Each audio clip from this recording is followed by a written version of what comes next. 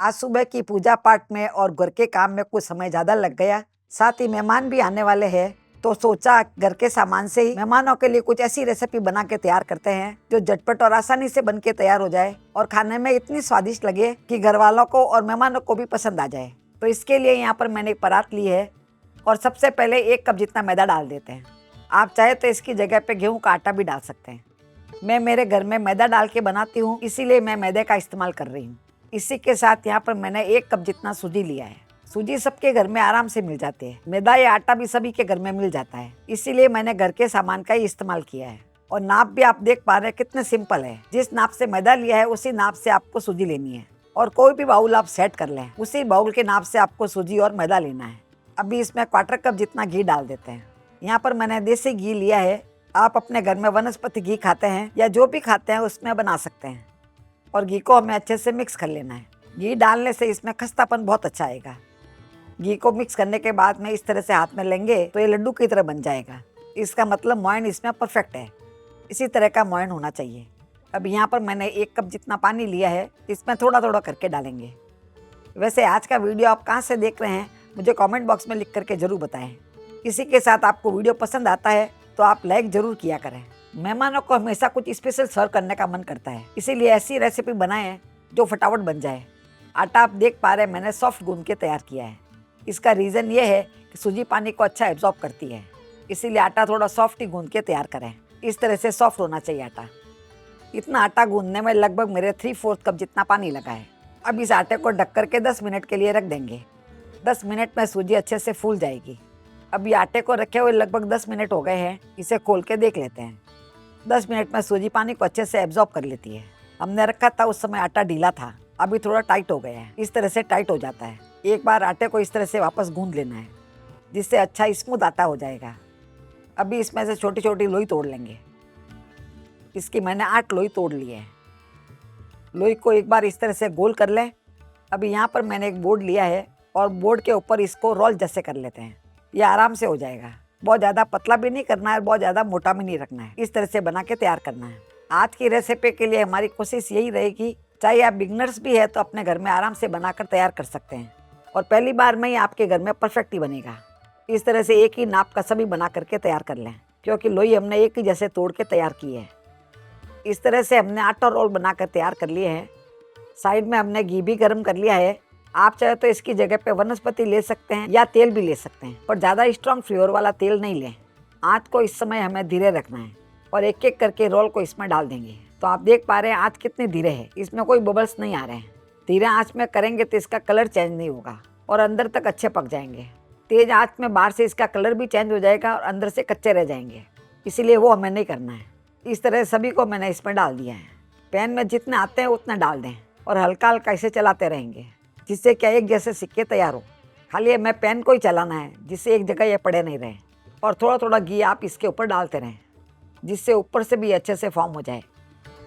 मैंने यहाँ पर सिलेंड्रिकल शेप दे के बनाया है। आप चाहे तो गोल शेप भी दे सकते हैं या चपटा भी बना सकते हैं और धीरे धीरे इसे पलटना है। तो आप देख पा रहे हैं इसका कलर चेंज नहीं हो रहा है। आँच बहुत ही धीरे है। जैसे गुलाब जामुन वगैरह फ्राई करते हैं और आँच धीरे रखते हैं, उसी तरह से धीरे आँच में ही करना है, जिससे कलर बहुत अच्छा आएगा।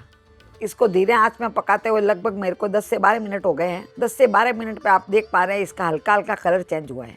बस इतना ही कलर चेंज होना चाहिए, बहुत ज़्यादा कलर चेंज नहीं होना चाहिए। हल्का बादामी कलर लग रहा है और सारे पीसेज आप देख पा रहे हैं इंटैक्ट है, कोई भी टूटे नहीं है। अभी इसको हम बाहर निकाल लेते हैं। 10 से 12 मिनट में बहुत अच्छे से पक जाते हैं। और इस चीज़ का ध्यान रखना है, जब भी आप इसे फ्राई करें भारी पेंदे की कढ़ाई लें। पतले पेंदे की कढ़ाई लेंगे तो ये चिपकने लग जाएंगे और जल जाएंगे।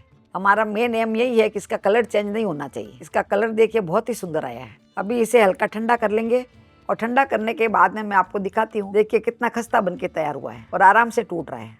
हल्का सा करेंगे इजीली टूट जाएगा और बहुत ही पोले बने हैं। इसी तरह से खस्ता बनते हैं। बस आपको यही ध्यान रखना है कि इसे धीरे आँच में ही पकाना है, तेज आँच में नहीं पकाना है। तेज आँच में पकाएंगे तो अंदर से कच्चे रह जाते हैं। सभी को मैंने अच्छे से तोड़ लिया है। इस तरह से रफली तोड़ लेना है।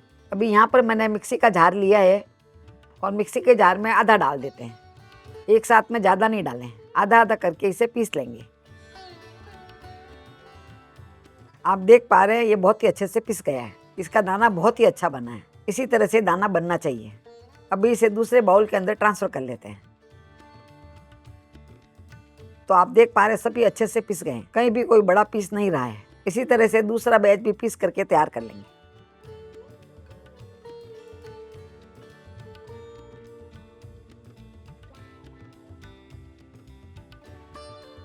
अभी इसे भी हम साइड में रख देते हैं। अभी उसी घी वाले पैन को मैंने वापस ले लिया है और उसमें से घी को निकाल लिया है। घी थोड़ा सा इसके अंदर चिपका हुआ है, उतना ही घी है, मुश्किल से 1 चम्मच जितना घी होगा। अभी हम गैस को चालू कर देते हैं। आंच को हमें स्लो और मीडियम के बीच में ही रखना है। अभी जिसको हमने पीसा था वो इसमें डाल देते हैं और इसको एक बार हल्का सा सेक लेते हैं। कोई दाना इसमें कच्चा रह गया हो वो सिक जाएगा, जिससे कि इसमें कच्चापन का कोई भी एहसास नहीं होगा। सभी दाने पके हुए रहे। वैसे फ्राई करने के समय सभी अच्छे से पक गए हैं, पर कोई दाना कच्चा रह भी गया हो तो ऐसा करने से वो पक जाएगा। इसे कंटिन्यू चलाना है। आप देखेंगे ये रेसिपी इतनी आसान है, देखते ही आपको बनाने का मन करेगा। पैन हमारे वापस गर्म हो गया है। पैन गर्म होने के बाद में आँच को हमें धीरे कर लेना है और धीरे आँच में इसे सेकना है, जिससे इसका कलर चेंज नहीं हो। कलर आप देख पा रहे हैं इसका बिल्कुल वाइट है, कोई भी दाने का कलर चेंज नहीं हुआ है। इसमें ज़्यादा घी भी नहीं लगता है और चीज़ बहुत अच्छी बनती है। अभी धीरे आँच में मैंने इसको 5 मिनट तक और सेक लिया है और इसकी बहुत ही अच्छी खुशबू आने लग गई है। इसका मतलब ये बहुत ही परफेक्ट बन गया है। अभी हम गैस को बंद कर देंगे और इसे साइड में रख देते हैं। अभी यहाँ पर मैंने एक पैन लिया है और पैन में 1 कप जितनी शक्कर डाल देते हैं। यदि आपको मीठा ज़्यादा पसंद हो तो 1.25 कप शक्कर भी ले सकते हैं। और 1 कप जितनी शक्कर ली है तो इसमें आधा कप जितना पानी डालना है। ये आधा कप जितना पानी लिया है इसे इस पर डाल देते हैं। पानी बहुत ज़्यादा नहीं डालें और गैस को चालू कर देते हैं और शक्कर को धीरे धीरे चलाते रहेंगे, जिससे क्या पैंदे में चिपके नहीं। वैसे तो मैं आपको बहुत बार बोलती हूँ कि शक्कर की जगह आप गुड़ का इस्तेमाल भी कर सकते हैं, पर इसमें आप शक्कर की जगह गुड़ डालेंगे तो इस रेसिपी का कलर चेंज हो जाएगा, जो दिखने में अच्छा नहीं लगेगा। अभी शक्कर हमारे पूरी पिघल गई है। अभी इसको हम पकने के लिए रख देते हैं। तब तक साइड में मैंने एक प्लेट ली है। आप चाहे तो इसकी जगह पे कोई थाली हो तो थाली भी ले सकते हैं, पर थोड़ी किनारे वाली थाली लें। अभी इस ट्रे में हम थोड़ा सा घी लगा देते हैं। आप चाहे तो तेल भी लगा सकते हैं। इस तरह से सब जगह लगा दें और इसके साइड में भी लगा लेना है। और थाली लेते हैं तो थाली के भी साइड में लगाना है आपको, ये ध्यान रखें आप, जिससे कि अच्छे से निकले। अभी यहाँ पर मैंने एक बटर पेपर लिया है। बटर पेपर को इसके अंदर डाल देते हैं, जिससे कि आराम से निकल जाएगा। बटर पेपर लगाना आपकी इच्छा पर है, आपके पास हो तो आप लगाएं, नहीं लगाने से भी निकल जाएगा। अभी इसको साइड में रख देते हैं और वापस चाशनी को देख लेते हैं। चाशनी हमारे बहुत अच्छे से उबल रही है। इसे हमें बहुत ज़्यादा गाढ़ा नहीं करना है, बस एक तार की चाशनी बनानी है। अभी इसको एक बार हम चेक कर लेते हैं। थोड़ा सा एक बार इसमें से ले लेंगे और हल्का ठंडा कर लेंगे। गरम गरम को हाथ नहीं लगाएं। थोड़ा सा इस तरह से लेकर के देखिए, इसमें तार बनने लग गया है। अभी आँच को हम धीरे कर लेंगे। आँच को धीरे करने के बाद में इस सूजी को इसमें डाल देते हैं और इसी के साथ इसमें अच्छे टेस्ट के लिए यहाँ पर मैंने 1 कप जितना मिल्क पाउडर लिया है। मिल्क पाउडर आप कोई भी ब्रांड का ले सकते हैं। यदि आपके पास मिल्क पाउडर नहीं है तो इसकी जगह पे आप खोया भी इस्तेमाल कर सकते हैं। खोए का टेस्ट भी इसमें बहुत अच्छा आता है। अभी इसको अच्छे से मिक्स कर लेना है। गैस को अभी हम बंद कर देंगे। इसे हमें ज़्यादा नहीं पकाना है। तो आप देख पा रहे हैं मैंने इसको अच्छे से मिक्स कर लिया है और इसने पूरे पैन को छोड़ भी दिया है। बस इतना ही हमें पकाना है। अभी इसमें 1 टीस्पून जितना इलायची का पाउडर डाल देते हैं। इलायची डालने से इसमें फ्लेवर बहुत अच्छा आएगा और इलायची को अच्छे से मिक्स कर लेते हैं। अभी एकदम ये परफेक्ट बन गया है। अभी हमने ट्रे को वापस ले लिया है और डो को इसके अंदर ट्रांसफ़र कर लेते हैं और इसके अंदर फैला लेते हैं। ये आराम से फैल जाएगा। इसमें ये काफ़ी सॉफ्ट होता है, इजीली फैल जाता है और जितना मोटा आपको बनाना हो उस हिसाब से आप फैलाएं। इस तरह से पूरी ट्रे के अंदर मैंने अच्छे से फैला दिया है और ये अच्छा स्मूथ भी हो गया ऊपर से। अभी इसे जमने के लिए छोड़ देते हैं। अभी इसे जमा के रखे हुए लगभग 2 घंटे हो गए हैं और 2 घंटे में अच्छे से फॉर्म हो गया है। इसी तरह से फॉर्म हो जाना चाहिए। अभी इसे हम निकाल लेते हैं। फॉर्म होने के बाद में आराम से निकल जाएगा। देखिए, हमने बटर पेपर लगाया है इसीलिए इजीली निकल जाएगा। और इसे इस तरह से एक बोर्ड पे ले लेते हैं, जिससे कटिंग करने में आसानी रहेगी। कट करने से पहले यहाँ पर मैंने बर्क लिया है। यदि आपके पास चांदी का बर्क हो तो आप इसके ऊपर लगा दें।